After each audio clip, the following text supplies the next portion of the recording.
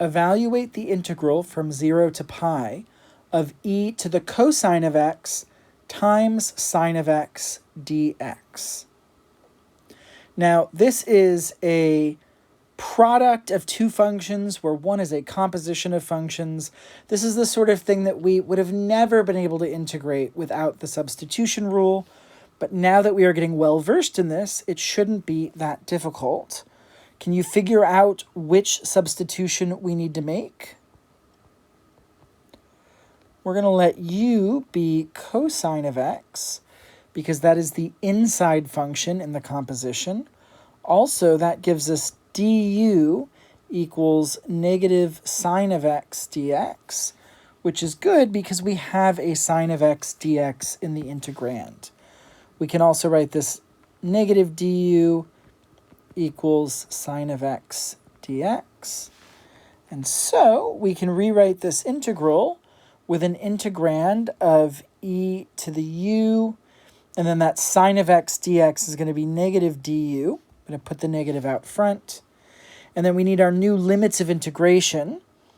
When x equals pi, the upper limit, that means u is cosine of pi, which is negative 1. And when x equals 0, the lower limit, that means u equals cosine of 0, which is positive 1. So that means that our new limits of integration are negative 1 and 1. And if we want to make life easier to not have to deal with this negative out front, we can make it positive if we switch the limits of integration. That might make things a little bit simpler. And this is why we spent a lesson talking about properties of integrals, because we can take the opposite of an integral if we switch the upper and lower limits, and sometimes that helps a little bit, getting rid of negatives and things like that.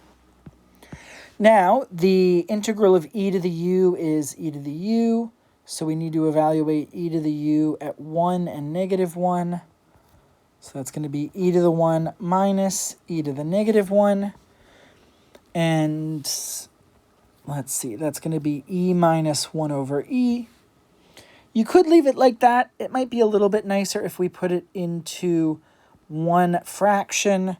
That's going to be e squared minus 1 over e, because e is the same as e squared over e. And that is what we end up with.